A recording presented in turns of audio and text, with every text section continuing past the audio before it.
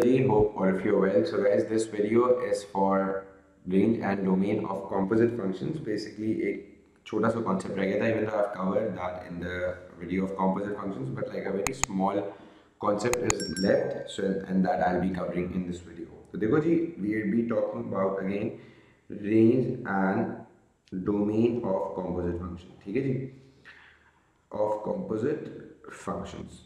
तो यार देखो, बेसिकली ना इसको समझने के लिए अभी पहले एक काम करते हैं कि पहले कॉम्पोजिट फंक्शन को देखते हैं. Let's suppose f of ji of x. तो बेटा इस केस में मेरे पास जी ऑफ एक्स क्या है, ये एक स्मॉलर फंक्शन है क्योंकि ये बेटा इनपुट हो रहा है जी एफ ऑफ एक्स में जाके, and this is going to be a larger function. देखो बेटा, now for this composite function to exist what we need to look at is there is a condition for a composite function to exist, and what is that condition, we'll look on to that. ठीक है, तो बेटा इसकी ना exist करने की, इस composite function की एग्जिस्ट करने की कंडीशन है. Before getting on to that condition I like to add on to one thing. मैं आपको रिवाइज करा देता हूँ. देखो बेटा, जो भी डोमेन ऑफ कॉम्पोजिट था वो क्या था, domain of composite is always going to be equals to range of smaller. ठीक है जी. तो अगर composite function की जो भी डोमेन थी वो बेसिकली कैसे आती थी, रेंज ऑफ स्मॉलर को देखकर आती थी, और रेंज ऑफ स्मॉलर के बराबर होती थी. कि बेसिकली एक छोटा फंक्शन है, इसमें बेसिकली एक एक्स इनपुट करूंगा, जो भी आउटपुट आएगा वो उसका रेंज होगा, और वो रेंज जाके बेसिकली बड़े वाले फंक्शन में चला जाएगा. तो that is why domain of composite is always going to be the range of smaller. ठीक है, डोमेन कौन सी वैल्यूज होती है, इनपुट वैल्यूज. तो इनपुट वैल्यूज ऑफ द बड़ा function is going to be the output of the smaller function, and that is why the domain of composite is going to be the range of the smaller function. ठीक है, ये हमने बात पहले सीख ली थी. अब देखो बेटा, अगर ये कॉम्पोजिट फंक्शन एग्जिस्ट करना चाहिए, अगर इसको करना है एग्जिस्ट, तो फिर एक कंडीशन है, और वो क्या कंडीशन है, let's look at that. Condition बेटा ये है that the range of smaller function should be such that it should fit inside the domain of larger function. ये बेटा आपको ना पूरी स्टेटमेंट का रट्टा लगाना है. ठीक है जी, क्या बोला मैंने आपको, और मैं आपको समझा देता हूँ कि क्यों रट्टा लगाने की बात करी, ये समझ के भी हो सकता है बेटा. ठीक है जी. अब देखो बेटा, हो क्या रहा है कि वो बोल ये रहे हैं कि अगर एक कॉम्पोजिट फंक्शन है जिसके डोमेन के बारे में मुझे पता है, डोमेन क्या है उसकी, domain of composite is always going to be the range of the smaller function. लेकिन अब जब मैं बोल रहा हूँ कि this composite function should exist, तो बेटा अगर इस कॉम्पोजिट फंक्शन को एग्जिस्ट करना है तो जो भी रेंज आ रही है स्मॉलर फंक्शन की, जो भी रेंज आ रही है स्मॉलर फंक्शन की, it should be such that it should fit inside the domain of the larger function. क्या लिखा है, range of smaller function should be such that it should fit inside the domain of larger function. इसका एक concept है, इसका एक reason है बेटा. देखो बेटा, आपके पास एफ जी ऑफ एक्स में बेसिकली जो भी इस चीज का जो भी रेंज है वो मैं बोल रहा हूं एफ ऑफ एक्स में बेसिकली फॉल करना चाहिए. क्यों? अब देखो बेटा, इस क्यों का एक रीजन है, और वो रीजन ये है कि देखो बेटा, अगर जो भी इसका जो भी रेंज है, it should fit into domain of F of X. ये बात बोली मैंने आपको. This is the condition that I specified कि अगर मैं चाहता हूं कि ये basically F G of X exist करे, तो range of ji of X जो है वो मेरे पास it should fit into domain of F of X. ऐसा क्यों? देखो बेटा, एफ ऑफ एक्स जो है ना, वो उसका डोमेन का मतलब ये है, इसकी डोमेन का मतलब क्या है कि इसकी डोमेन का मतलब है कि let's look eight with a nicer colour, कि इसकी डोमेन का मतलब क्या है, इसकी डोमेन है basically input of F of x.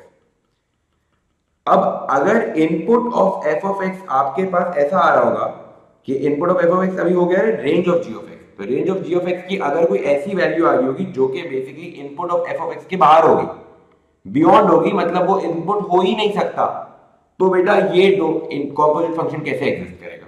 तो for a composite function to exist, the range of ji of X आपके पास ऐसी होनी चाहिए that it should fit into the domain of F of X, ताकि domain of F of X क्या है, input of F of X के अंदर वो फिट करेगा, तो जब ही तो वो ले सकेगा, क्योंकि देखो एफ ऑफ एक्स का एक इनपुट है, एक सर्टेन वैल्यूज को वो इनपुट कर सकता है। अगर वो वैल्यूज नहीं आ रही है आपके पास तो मतलब वो फंक्शन काम नहीं करेगा।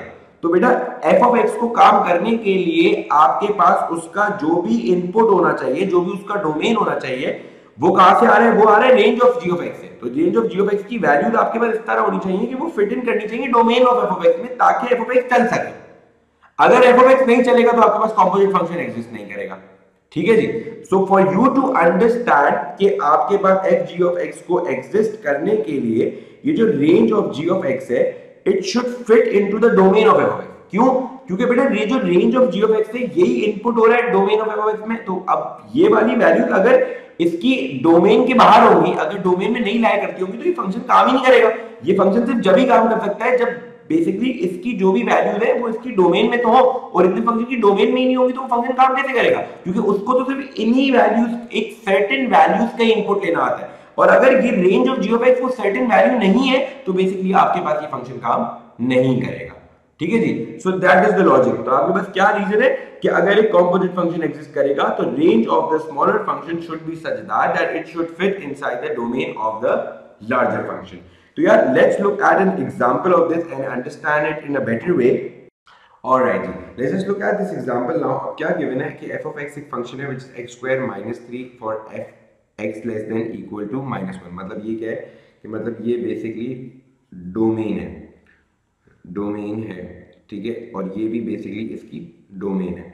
तो देखो जी, अब आपसे उसने सवाल क्या पूछा है कि दूसरा फंक्शन है g of x equals to 2x + 5। अब उसने सवाल क्या पूछा आपसे, कैन f of g of x be formed. ठीक है जी। अब इसका मतलब क्या है कि f of g of x का बेटा मतलब क्या होगा कि this is going to be the smaller. तो बेटा क्या उसने कंडीशन लगाई नहीं, लेकिन मुझे पता है कंडीशन क्या होती है। तो for f g of x to be formed, कि मुझे पता है कि बेटा range of g of x should fit inside domain of f of x। तो बेटा क्योंकि बेटा देखो आपके पास g of x की जो भी रेंज बनती है ना, वो ऐसी होनी चाहिए कि domain of f of x के अंदर फिट करे। f of x की डोमेन क्या है, x लेस देन -1, क्योंकि इसको सिर्फ इस लेस देन इक्वल टू -1 वाली वैल्यूज के लिए इनपुट लेना आता है। तो भैया अगर तेरा g of x इस तरह का इनपुट दे सकता है इसको, क्योंकि g of x जाहिर सी बात है g of x का जो भी आउटपुट होगा वो बेसिकली f of x का इनपुट होगा ना। तो अगर इसका आउटपुट ऐसा है कि वो -1 या उससे पीछे की वैल्यूज है, तो जब तो कॉम्पोजिट बेटा एग्जिस्ट करेगा। अगर नहीं है तो फिर ये कॉम्पोजिट काम ही नहीं करेगा, क्योंकि f of f कोई इनपुट ले ही नहीं सकेगा g से। क्यों? क्योंकि देखो बेटा range of g of x should fit inside the domain of f of x का मतलब क्या है कि देखो होता क्या है, होता ये है कि जब कभी भी g of f of x जो है उसका जो भी आउटपुट होता है वो जाके f of x में सब्स्टिट्यूट होता है। ये मैंने एरो डायग्राम से आपको समझाया था। ठीक है। तो बेटा अगर g of x कोई ऐसा इनपुट दे रहा होगा f of x को, f को कि भाई जो कि बेसिकली f को पता ही नहीं है उसमें इनपुट देना आता ही नहीं है f को, क्योंकि f को तो लेस देन -1 या फिर उससे पीछे की वैल्यूज पे इनपुट लेना आता है, या लेस देन -1 वाली वैल्यूज पे आता है। लेकिन अगर g of f of x उसके अलावा किसी वैल्यूज पे उसको इनपुट दे रहा होगा तो उसको काम ही नहीं करना आता, ये प्रोसेस उस वैल्यूज पे चलता ही नहीं है। तो बेटा इसीलिए आपको ये बात पता होनी चाहिए कि for this composite to exist the range of g of x should fit inside the domain of f of x, क्योंकि उन्हीं वैल्यूज पे ये f of x काम कर सकेगा, वरना वो काम नहीं कर सकेगा। कौन सी वैल्यूज पे? कि अगर आपकी जो भी g of x की वैल्यू है, जो भी इसका आउटपुट है वो ऐसा, क्योंकि इसका जो आउटपुट है वो इसका इनपुट होगा। ठीक है। तो अगर इसका आउटपुट ऐसा आ रहा है जो कि बेसिकली इसके अंदर फॉल नहीं कर रहा, तो ये काम नहीं करेगा। अब देखो भाई g of x का आउटपुट निकालते हैं। तो बेटा अगर range of g of x आपने निकालनी है तो आपको पता है range of g of x एक क्या है, एक लीनियर फंक्शन है। इसकी डोमेन बेसिकली मेरे पास ये गिवन है। तो बेटा लेट्स सपोज कि g of 1 पे वैल्यू निकालते हैं, क्या आ रही है। तो g of 1 पे it is going to be 2 1 2 5 और 7 आ रही है। और बेटा 3 पर क्या आ रही है, 3 पर आ रही है मेरे पास 2 × 3, क्योंकि सिंपल लीनियर है तो बेटा डायरेक्टली जाके निकाल लो, स्केच करने की भी जरूरत है नहीं। तो बेटा it is going to be 6 + 5 11 आ रही है। तो बेटा इसकी डोमेन की रेंज की वैल्यूज क्या आ रही है कि अगर इसकी डोमेन बेसिकली 1 से लेके 3 तक है, तो बेटा g of x की जो रेंज बन रही है वो क्या बन रही है, 7 और 13 बन रही है। अब बेटा देखो देखने वाली बात ये है कि क्या ये डोमेन आपके पास x less than equal to -1 में फिट करती है? नहीं करती भाई, जाहिर सी बात है। देखो x लेस देन -1 बेसिकली आपके पास कोई इस तरह की पीछे की ये या फिर इससे पीछे की वैल्यूज है। अब ये रेंज कहाँ पर है, ये रेंज है आपके पास 7 से लेके 13 वाली वैल्यूज पर। तो बेटा ये यहाँ से लेके यहाँ तक की वैल्यूज पर है, तो ये दोनों जाहिर सी बात है फिट, ये इसके अंदर फिट, ये वाली वैल्यू इसके अंदर फिट नहीं करती। तो दैट इज वाई ये यहाँ पे क्या होगा, दिस डजंट फिट। तो मतलब है कि अगर मैं f के अंदर जाके ये वाली वैल्यू इनपुट करूंगा, f काम ही नहीं करेगा, क्योंकि f को तो ये पता है कि भाई -1 से पीछे की वैल्यूज इनपुट लेना आती है उसको। लेकिन अगर 7 से लेके 13 तक की वैल्यूज दूंगा तो वो बेचारा काम ही नहीं करेगा। तो बेटा डजंट फिट हो रहा है। तो that is why you need to understand कि आपके पास composite does not composite function f g of x won't exist as the range of g of x doesn't fit into domain of f of x। ठीक है जी। So guys, that's all for this video, and I tried to make you guys understand the concept that when, like, what is the condition for a composite function to exist। ठीक है जी।